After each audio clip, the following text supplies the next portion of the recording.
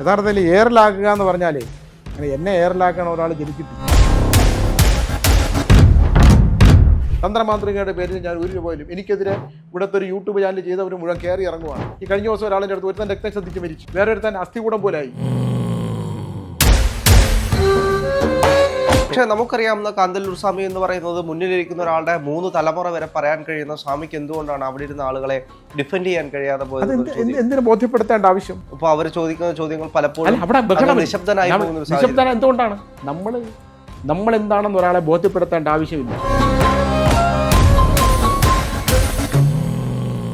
ഇപ്പം ഞാൻ George Thomas സാറുമായിട്ട് Rahul അത് ഇന്റർവ്യൂ നടത്തിയപ്പം അദ്ദേഹം കുളം ഉണ്ടോ എന്ന് ചോദിച്ചു. കുളം മാത്രമല്ല, കുളത്തിന്റെ അടിയിലുള്ള കല്ലിന്റെ എണ്ണം വരെ കാണാതെ പറയാൻ അറിയാവുന്ന ആ അഹങ്കാരം എനിക്കുണ്ടെന്ന് തന്നെ വിചാരിച്ചു. പ്രേതഭൂമിയിലൂടെ സഞ്ചരിക്കാത്ത, പ്രേതങ്ങളെ കുറിച്ച് അറിയാതെ വീട്ടിൽ ഇരുന്നു കൊണ്ട് പ്രേതവർത്താനം പറയുന്നവരൊന്നും ഞാൻ എടുക്കൂല. ഒരു തർക്കത്തിന് തയ്യാറുണ്ടോ? ഞാൻ ഇരിക്കുന്നിടത്ത് പറയാം.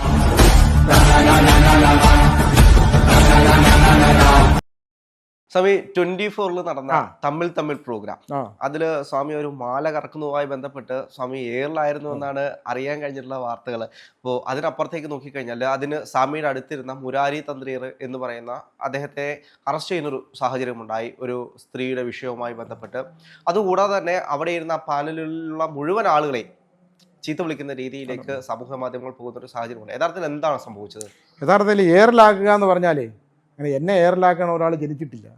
ഒന്ന്, അങ്ങനെ നമ്മളൊരാളെ എയറിലാക്കണമെന്നുണ്ടെങ്കിൽ, നമ്മുടെ എയറിലാകണമെന്നുണ്ടെങ്കിൽ അങ്ങനെ ധൈര്യശാലിയായ ഒരാൾ മുമ്പിൽ വന്ന് നിങ്ങളെ ഞാൻ എയറിലാക്കാൻ പോകാമെന്ന് പറഞ്ഞാൽ അങ്ങനെ എയറിലാവാൻ എയറിലാവാതിരിക്കാൻ പരമാവധി ശ്രമിക്കും. അങ്ങനെ എയറിലാകണമെന്നുള്ള യോഗം ഉണ്ടെങ്കിൽ ആ എയറിലായേ പറ്റുള്ളൂ. അവിടെ അന്ന് സംഭവിച്ച എന്താണെന്ന് പറഞ്ഞാൽ ആ ഷോയെ സംബന്ധിച്ചിടത്തോളം എന്താണ്, തർക്കമാണ്. നമ്മളൊരു വിഷയം കൈകാര്യം ചെയ്യുമ്പോൾ ആ വിഷയത്തിനല്ല പ്രസക്തി.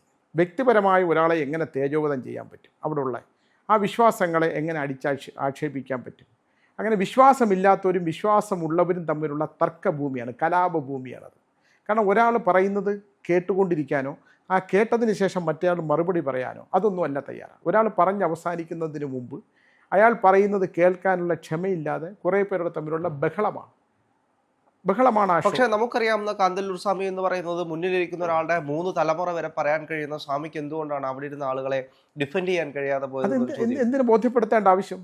ഇത്തരം കാര്യങ്ങളൊന്നും നമ്മൾ ആരെയും ബോധ്യപ്പെടുത്തേണ്ട ആവശ്യമില്ല. ഒന്ന്, അതിൻ്റെ പ്രധാന കാര്യം നമുക്കൊന്നും അറിഞ്ഞുകൂടാ. നമ്മുടെ അറിവില്ലായ്മയിൽ നിന്ന് ആ സമയത്ത് വന്നു ചേരുന്ന ചില ചിന്തകൾ, ആ ചിന്തകൾ വാക്കുകളായിട്ട് വരുന്നതാണ് നമ്മൾ പറയുന്നത്. അതിൽ തെറ്റാം, ശരിയുണ്ടാകാം, ഇതെല്ലാം ഉണ്ടാകാം. അന്നവിടെ സംഭവിച്ചെന്തൊരു കാര്യം, ഞാൻ ആ മാല എടുത്തിട്ട് ഇങ്ങനെ കാണിച്ച എന്താണ്, ഇതൊന്നും സിദ്ധികളൊന്നുമല്ല. നിങ്ങളെങ്ങനെ കാണുന്നു, ഇതിനെ നിങ്ങൾക്ക് എങ്ങനെ വേണമെങ്കിലും വ്യാഖ്യാനിക്കാം. ഒരാളുടെ സിദ്ധിയായിട്ട് കാണാം, ഇത് കള്ളത്തരമായിട്ട് കാണിക്കാം, ഇത് വിശ്വസിപ്പിക്കുന്നതായിട്ട് കാണിക്കാം.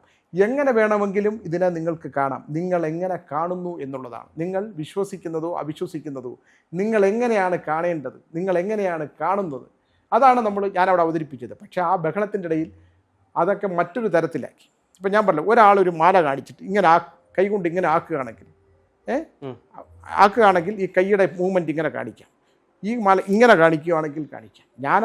എനിക്കിപ്പോൾ കാണിക്കുന്നതിനകത്ത് ഒരു മടിയില്ല, ഇതെല്ലാം കാണിക്കാം. ഇത് ഒന്ന്, എന്തുകൊണ്ടാണത് ഞാൻ ചെയ്യുന്നത് എന്തിനാണെന്ന് പറഞ്ഞാൽ, എൻ്റെ മുമ്പിൽ വന്നിരിക്കുന്ന ഒരാൾ, സംസാരിക്കുന്ന ഒരാൾ, അയാളുടെ മനസ്സിനെ ആദ്യം കൺഫ്യൂഷൻ ആകും ആദ്യം, എന്നാലേ ഇയാളുടെ ഉള്ളിൽ കിടക്കുന്ന പുറത്തു വരുള്ളൂ.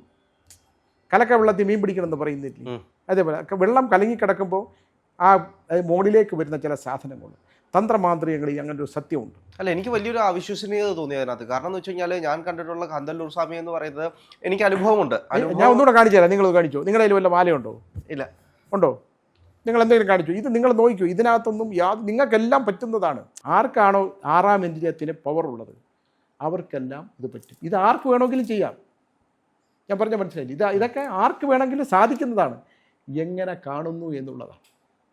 ആ പ്രോഗ്രാമിനെ സംബന്ധിച്ചിടത്തോളം അവിടെ വന്നിരുന്ന കുറേ ആൾക്കാർ ഹൈന്ദവ സംസ്കാരത്തെയും ഹൈന്ദവ വിശ്വാസങ്ങളെയും, ഇതിനൊക്കെ അന്ധവിശ്വാസമാണ്, ഇതിനെ ഇല്ലാതാക്കാൻ, പ്രത്യേകിച്ച് നമ്മുടെ ഈ ഹൈന്ദവതയായിട്ട് ബന്ധമില്ലാത്ത ആൾക്കാർ, ഹൈന്ദവ വിശ്വാസം, രാമായണവും ഭാഗവതവും പുരാണങ്ങളും ഇതിഹാസങ്ങളും എന്താണെന്ന് അറിയാത്ത കുറേ മനുഷ്യർ, അവരുടെ വിശ്വാസ പ്രമാണങ്ങളനുസരിച്ച് ജീവിക്കുന്നവർ, അവരെ സംബന്ധിച്ചിടത്തോളം ശാസ്ത്ര സാഹിത്യ പരിഷത്ത് എന്ന് പറഞ്ഞാലും ഇനി എന്തൊക്കെ ശാസ്ത്രത്തിൻ്റെ ഉയർച്ച എന്ന് പറഞ്ഞാൽ, എന്നാൽ പിന്നെ റോക്കറ്റ് ഇടുമ്പോൾ സമയം നോക്കരുത്. നോക്കണോ? വേണ്ട. റോക്കറ്റ് ഇടുമ്പോൾ സമയം നോക്കൂ. എന്നിട്ട് മുകളിലെത്തുന്നതിന് മുമ്പ് അത് തിരിച്ചിങ്ങോട്ട് വരുന്നത് എന്താണ് അഗ്നിയുടെ സമയമാണ് നോക്കേണ്ടത്. ഈ റോക്കറ്റ് അങ്ങോട്ട് വിടുന്ന സമയമല്ല നോക്കേണ്ടത്, അതിൽ നിന്ന് പ്രസരിക്കുന്ന അഗ്നിയുടെ തോത്, അന്നത്തെ സൂര്യപ്രകാശത്തിൻ്റെ തോതാണ് നോക്കേണ്ടത്. അതാണ് നോക്കേണ്ടത്. ഇവിടെ അത് നോക്കൂല. ഉത്തമത്തിൽ ഒരു കല്യാണം എടുക്കുമ്പോൾ എന്താ ചെയ്യണേ? പൊരുത്തം നോക്കും. ഇവിടെ ഉത്തമ പൊരുത്തം എന്ന് എഴുതിയാൽ ഒരു 50 കല്യാണമെങ്കിലും ഞാൻ കല്യാണം കഴിക്കരുതെന്ന് പറഞ്ഞിട്ടുണ്ട്. ഒരു മാസം പോലും ഒരുമിച്ച് ജീവിക്കില്ല. ഇവിടെ അറിവുകേടാണ്. ആ അറിവുകൾ നമ്മൾ പഠിച്ചത്, അല്ലെങ്കിൽ ഒരു നല്ല ഗുരുവിനെ കാലം പഠിപ്പിക്കുന്നതുണ്ട്. ഇപ്പം ഞാനൊന്നും പഠിച്ചിട്ടില്ല, എനിക്ക് ജ്യോതിഷം അറിയില്ല, തന്ത്രമാന്ത്രികകളെക്കുറിച്ച് എനിക്ക് പകർന്നു കിട്ടിയ കുറേ അറിവുണ്ട്. ഞാനത് വളരെ ഭംഗിയായിട്ട് കൃത്യമായിട്ട് ചെയ്യുന്നുണ്ട്. പക്ഷേ ഒന്നും അറിവുണ്ടെന്ന് ഞാൻ പറയില്ല, എനിക്കറിയില്ല. പക്ഷെ ആ ചോദ്യങ്ങൾക്ക് അങ്ങേക്ക് ഡിഫെൻഡ് ചെയ്തുകൂടായിരുന്നോ? അല്ല, ആര്? അപ്പോൾ അവർ ചോദിക്കുന്ന ചോദ്യങ്ങൾ പലപ്പോഴും അവിടെ നിശബ്ദനായി എന്തുകൊണ്ടാണ്? നമ്മൾ എന്താണെന്ന് ഒരാളെ ബോധ്യപ്പെടുത്തേണ്ട ആവശ്യമില്ല. നമുക്ക് നമ്മളെ ബോധ്യപ്പെടുകയാണ് പ്രധാനപ്പെട്ട കാര്യം. ആ ബഹളത്തിൻ്റെ ഇടയില്ല ഇതൊക്കെയാണ് ശരി, ഇതൊക്കെയാണ് തെറ്റ്, ഇതൊക്കെ ഇങ്ങനെയാണ് എന്ന് ബോധ്യപ്പെടുത്തേണ്ട ആവശ്യം. അതിനല്ലല്ലോ അവർ വന്നത്. അവിടെ ഇരിക്കുന്നവരെല്ലാം വന്നത് ഹൈന്ദവതയിലുണ്ടാകുന്ന നിങ്ങളെല്ലാം. ഞാൻ ചോദിക്കട്ടെ, ഷാഹുൽ ഹമീദ് എന്ന് പറയുന്ന ഒരുത്തൻ കുറെ ലോട്ടറി വിറ്റുകൊണ്ട് വെക്കുന്ന പെൺകുട്ടികളെ കൊണ്ടുവന്ന് ഒരു വീട്ടിനകത്ത് കയറ്റി ബലികർമ്മം ചെയ്തു. അവൻ ഏത് സ്വാമിയാണ്? ഞാൻ ചോദിക്കുകയാണ്, അവനെന്ത് സ്വാമിയാണ്?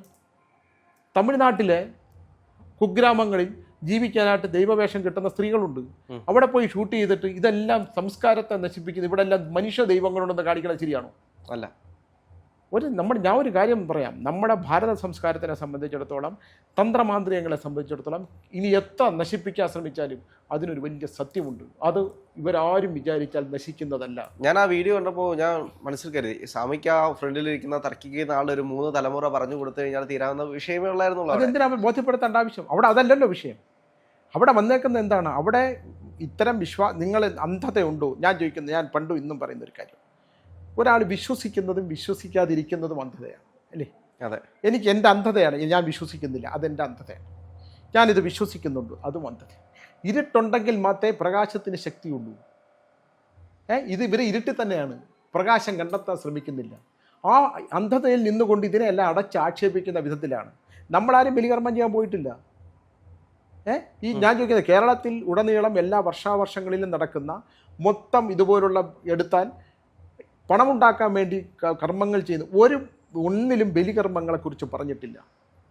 സങ്കല്പിച്ചിട്ട് ശത്രു സംഹാരം പറഞ്ഞാൽ പണ്ട് കാലത്ത് ഉഗ്രപ്രത്യങ്കര പോലുള്ള ഹോമങ്ങൾ ചെയ്യും യുദ്ധത്തിന് മുമ്പ്. അത് ശത്രുതാ സംഹാരമാണ്. ഇവിടെ ശത്രു സംഹാരം ചെയ്തവൻ നശിച്ചു നാമാവിശേഷി പോകുന്ന 1000 കുറ്റമുണ്ട്. ആരെ നശിപ്പിക്കാൻ ശ്രമിച്ചാലും, ആർക്കെതിരെ ആഭിചാരം ചെയ്താലും അവൻ നശിച്ചു പോകുന്നുള്ള കാര്യത്തിനകത്ത് എൻ്റെ മുമ്പിലുള്ളതില്ലേ. പക്ഷെ അതേ സമയം തന്നെയാണ് മുരാരി തന്ത്രിയെ പോലുള്ള ഒരുപാട് ആളുകൾ നമ്മുടെ സംസ്കാരത്തെ നശിപ്പിക്കാൻ വേണ്ടിയിട്ട്, അല്ലെങ്കിൽ ഇതിനൊരു ആക്ഷേപമായിട്ട് പലപ്പോഴും ഒരു വിലങ്ങുതടിയായിട്ട് നിൽക്കുകയല്ലേ. മുരാരി തന്ത്രിയെ ഞാനന്ന് അവിടെ വെച്ചാണ് കാണുന്നത്. അപ്പം ഞാൻ ചോദിക്കട്ടെ, ഒരാൾ എങ്ങനെ ജീവിക്കണം എന്ന് അവനാണ് ഡിസൈൻ ചെയ്യുന്നത്. ഞാൻ മോഷ്ടിച്ച് ജീവിക്കണോ? ഞാൻ വല്ലവനെ പറ്റിച്ച് ജീവിക്കണോ? ഞാൻ ഏത് മാർഗത്തിലൂടെ? അവൻ ഓട്ടോറിക്ഷക്കാരനായിക്കോട്ടെ, അവൻ പുല്ല് വെട്ടുന്നവനായിക്കോട്ടെ, പശുവിനെ മേടിക്കുന്നവനായിക്കോട്ടെ, പക്ഷേ അവനിൽ വന്നു ചേരേണ്ടത്, അവൻ്റെ ഏതെങ്കിലും ജന്മമായിട്ട് അവന് ബന്ധമുണ്ടെങ്കിൽ, ആ പൂർവ്വജന്മമായിട്ട് താന്ത്രിക കർമ്മ ബന്ധമുണ്ടെങ്കിൽ, ആ ബന്ധം അവനിലേക്ക് വന്നു ചേർന്നാൽ അവനൊന്നും ആവശ്യമില്ല. അതിൻ്റെ ഏറ്റവും വലിയ ഉദാഹരണമാണ് ഞാൻ. ഇപ്പം 10ാം ക്ലാസ് പഠിച്ച ഞാൻ മഹാഭാരതത്തിന് ഒരു പ്രാവശ്യം വായിച്ചിട്ട് 3 നോവൽ എഴുതി. ദുര്യോധനെക്കുറിച്ച് എഴുതി, ശകുനിയെക്കുറിച്ച് എഴുതി, പിന്നെ ഉടയന്മാർ അശ്വത്ഥമാവിനെക്കുറിച്ച് എഴുതി. ഇപ്പം ഞാൻ പറയാം, 10 തലയുടെ രാവണൻ്റെ 10 തലയിലെ ചിന്തകളാണ് ഞാനിപ്പോൾ എൻ്റെ 50ാമത്തെ പുസ്തകം.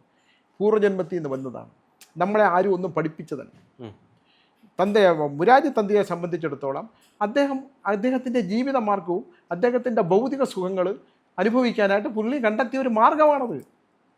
ഞാൻ അദ്ദേഹത്തിന് ഞാൻ ചോദിക്കട്ടെ, നിങ്ങൾ ഭാരത് ലൈവ് എന്നൊരു എപ്പിസോഡുണ്ട്. ആ ഭാരത് ലൈവിൽ എൻ്റെ കുറേ എപ്പിസോഡുകളുണ്ട്. അതിനകത്ത് ഞാൻ 9 എന്ന് പറഞ്ഞ സംഖ്യയായിട്ട് ഇടതുപക്ഷം അധികാരത്തിൽ വരും, പിണറായി വിജയൻ സഖാവ് വീണ്ടും മുഖ്യമന്ത്രിയാകും. നിങ്ങളെടുത്ത് നോക്കിക്കോ.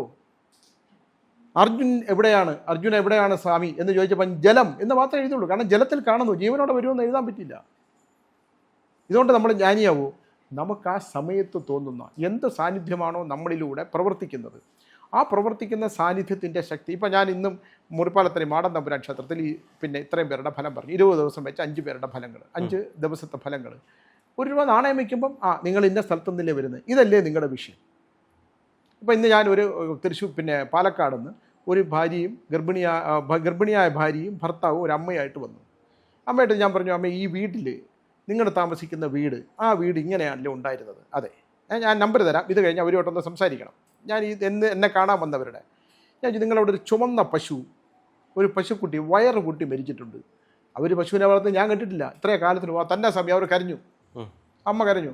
അവിടെ ഉണ്ടാകുന്ന വിഷയങ്ങൾ ഇപ്പം ഞാനത് ജോർജ് തോമസ് സാറുമായിട്ട് രാഹുൽ അത് ഇൻ്റർവ്യൂ നടത്തിയപ്പം അദ്ദേഹം കുളം ഉണ്ടോ എന്ന് ചോദിച്ചു. കുളം മാത്രമല്ല, കുളത്തിൻ്റെ അടിയിലുള്ള കല്ലിൻ്റെ എണ്ണം വരെ കാണാതെ പറയാൻ അറിയാവുന്ന ആ അഹങ്കാരം എനിക്കുണ്ടെന്ന് തന്നെ വിചാരിച്ചു.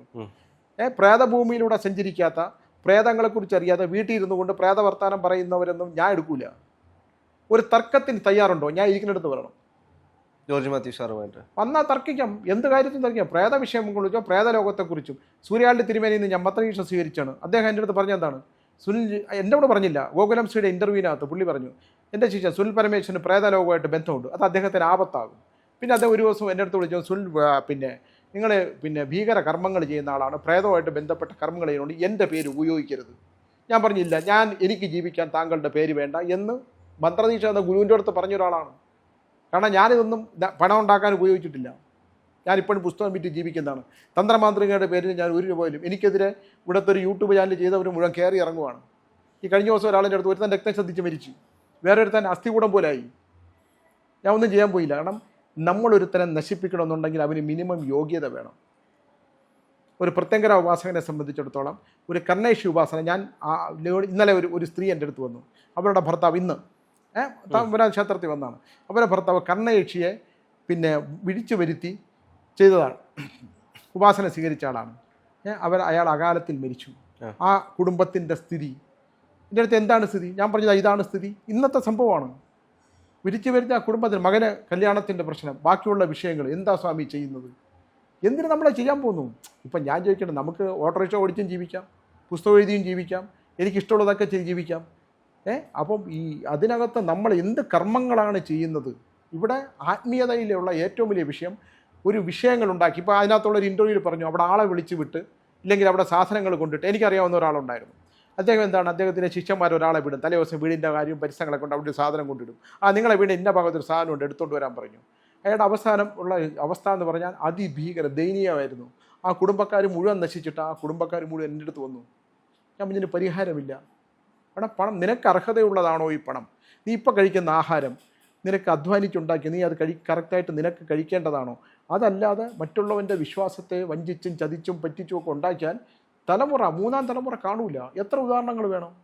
അല്ല, ഇന്നത്തെ സ്വാമിമാരെ പലപ്പോഴും നോക്കിക്കഴിഞ്ഞാൽ ഒന്നെങ്കിൽ സ്ത്രീകളുടെ പുറകെ ആയിരിക്കും, അല്ലെങ്കിൽ പണത്തിന്റെ പുറകെ ആയിരിക്കും. ഇത് രണ്ടിനും മറയാക്കിയാണ് പലപ്പോഴും ആത്മീയത കൊണ്ടുവരുന്നത്. അത് നമ്മുടെ പുരാണങ്ങൾ എടുത്താൽ എവിടെയാണ്? യാതൊരു യുദ്ധങ്ങൾ എടുത്തു നോക്ക്. സ്ത്രീയാണ് നമുക്ക് ഞാൻ പറയും, ഒരു സ്ത്രീക്ക് ഒരാളോട് ഭ്രമം ഉണ്ടാകുന്നതും തെറ്റ് ഞാൻ പറയില്ല. പക്ഷെ അവൻ്റെ ഉപാസനമൂർത്തി, നിങ്ങൾക്ക് ഇഷ്ടപ്പെടുന്ന സിനിമ കണ്ടില്ലേ? ഇഷ്ടപ്പെടുന്ന സിനിമയിലെ യക്ഷിയുടെ വശീകരണത്തിൽ കൊണ്ട് എന്താ സംഭവിച്ച? വംശത്തിന് നാശം. ആ കുടുംബത്തിന് ഇപ്പോഴും ഉണ്ടോ മോക്ഷം?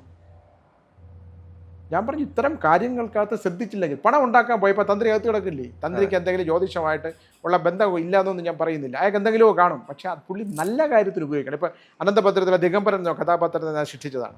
ദിഗംബരൻ്റെ സിദ്ധികൾ, അദ്ദേഹത്തിന് പ്രണയിച്ചൊരു പെണ്ണിനെ തിരിച്ചു കിട്ടാനായിട്ട് അദ്ദേഹത്തിൻ്റെ സിദ്ധികൾ അതിനുവേണ്ടി ഉപയോഗിച്ചു. ലോകത്തിൻ്റെ നന്മയ്ക്ക് വേണ്ടി ഉപയോഗിച്ചെങ്കിൽ ദിഗംബരൻ നിലനിന്നാണ്. അതേപോലെ ഈ തന്ത്രമാന്ത്രികങ്ങൾക്കകത്ത് നിൽക്കുന്നവർ സാമ്പത്തിക നേട്ടങ്ങൾക്കും ഭൗതിക സുഖങ്ങൾക്കും വേണ്ടി ഇത്തരം കാര്യങ്ങൾ ചെയ്യുമ്പോൾ കാരാഗ്രഹത്തിൽ കിടന്നേ പറ്റൂ. ഇപ്പം ശബരിമല തന്ത്രി ഇല്ലേ, തന്ത്രി കിടന്നില്ല കാരാഗ്രഹത്തിൽ, കേസിൽ നിന്നൊക്കെ രക്ഷപ്പെട്ടു പോകും. പക്ഷെ കാലം കൊടുക്കുന്ന ശിക്ഷയുണ്ട്, കാലം കൊടുക്കുന്ന ശിക്ഷയുണ്ട്. എത്രയോ ജ്യോതിഷ പണ്ഡിതന്മാരുടെ നല്ലവണ്ണം ജീവിച്ച് മരിച്ച ഒരുപാട് പേരുണ്ട്. എൻ്റെ അടുത്ത് ജ്യോതിഷ പണ്ഡിതന്മാർ വരുന്ന ആളാണ്. എൻ്റെ അടുത്ത് സൗഹൃദമുള്ള ഒരുപാട് പേരുണ്ട്. നല്ല പാണ്ഡിത്യമുള്ള ഒരാളുണ്ട്. എൻ്റെ അടുത്ത് പലപ്പോഴും ഡിസ്കസ് ചെയ്യാറുണ്ട്, ചില ക്ഷേത്രങ്ങളുടെ കാര്യം സംസാരിക്കാറുണ്ട്. എൻ്റെ അടുത്ത് അടൂരുള്ള ഒരാൾ സതീശൻ എന്നാണ് പേര്. പുള്ളി ചുവർച്ചിത്രം ദേവിയെ ഗംഭീരമായിട്ട് വരയ്ക്കുന്ന ആളാണ്. പുള്ളിയാണ് എൻ്റെ വാർത്താളി ക്ഷേത്രം വരച്ചത്, എൻ്റെ കാന്തല്ലൂര്. വാർത്താളിയുടെ വരച്ചുകൊണ്ട് വന്ന് പകുതിയായപ്പോൾ പുള്ളി ഇട്ടിട്ട് പോയി, എല്ലാത്തിനും പകുതിയാകുമ്പോൾ ഇട്ടിട്ട് പോകും. പിന്നെ ഒരു പെൺകുട്ടിയാണത് വരച്ച് കംപ്ലീറ്റ് ചെയ്തത്. എൻ്റെ വാർത്താളി ക്ഷേത്രത്തിൽ നിങ്ങൾക്ക് വന്നാൽ കാണാം, കാന്തല്ലൂരിൽ. ഇതേ ഒരു ദിവസം എന്നെ വിളിച്ചിട്ട് പറഞ്ഞു, സ്വാമി ഞാൻ ഒരു ക്ഷേത്രം ഒരു അമ്പലം വരച്ചുകൊണ്ടിരിക്കുകയാണ്. സതീശൻ എന്നാണ് പേര്. അതിഗംഭീരമായിട്ട് വരയ്ക്കും സ്വാമി, ഇത് പൂർത്തിയാക്കാൻ പറ്റുന്നില്ല. അപ്പം ഞാൻ പറഞ്ഞു, ഒരു കാര്യം ചെയ്യും സതീഷേ, നിങ്ങൾ നിൽക്കുന്ന സ്ഥലത്ത് നിന്ന് ഇത്ര അടി പുറകിലോട്ട് മാറാൻ പറഞ്ഞു. പുള്ളി ഇത്ര അടി പുറകിലോട്ട് മാറി. അവിടുന്ന് ഒരു മണ്ണ് വാരി ആ ക്ഷേത്രത്തെ ഇന്ന ഭാഗത്ത് കൊണ്ടുവച്ചിട്ട് ബാക്കി വരച്ചോളാൻ പറഞ്ഞു. എങ്ങനെ പറയുന്നത്? വരച്ച് പൂർത്തീകരിച്ചു. അതെന്തുകൊണ്ടാണ് ഇത്ര അടി മാറിയെന്ന് കഴിഞ്ഞാൽ? ആ വിഷയമുണ്ട്. അവിടെ ദേവിയുടെ സ്ഥാനം നിൽക്കുവാണ്. ഇയാളെ മറഞ്ഞു നിന്ന് വരയ്ക്കുമ്പോൾ ദേവിക്ക് കാണാൻ പറ്റില്ല അവ വരയ്ക്കുന്നത്. നിങ്ങളുണ്ടോ, വിളിച്ചോ, സതീഷിനോ ചോദിച്ചോ. സതീഷ് എന്താണ് പേര്, ഗംഭീരമായിട്ട് പടം വരയ്ക്കും, ഒന്നും പൂർണ്ണമാക്കാൻ പറ്റില്ല. ഏതോ ഒരു അടിയൂർ ഭാഗത്തും കണ്ടുള്ള ഒരു ഭദ്രകാളി ക്ഷേത്രം. അത് അദ്ദേഹത്തിന്റെ ഉപാസനാ ദേവതയാണോ അതോ? അതല്ല, ആ ക്ഷേത്രവുമായിട്ട് ബന്ധപ്പെട്ട സാന്നിധ്യം. നമ്മൾ ഈ ആത്മീയതയിലേക്കകത്ത് ഇവിടെ നമ്മൾ ഈ കലിയുഗത്തിൽ ഇത് സംഭവിച്ചേ പറ്റൂ. കലിയുഗത്തിൽ ഇത്തരം ഇതിനെ ആക്ഷേപിക്കുകയും ചവിട്ടി താഴ്ത്തിയൊക്കെ പറ്റുള്ളൂ. പക്ഷെ ഇത് നശിക്കില്ല. അതാണ് ഭാരതത്തിൻ്റെ സംസ്കാരത്തിൻ്റെ ഏറ്റവും വലിയ പ്രത്യേകത.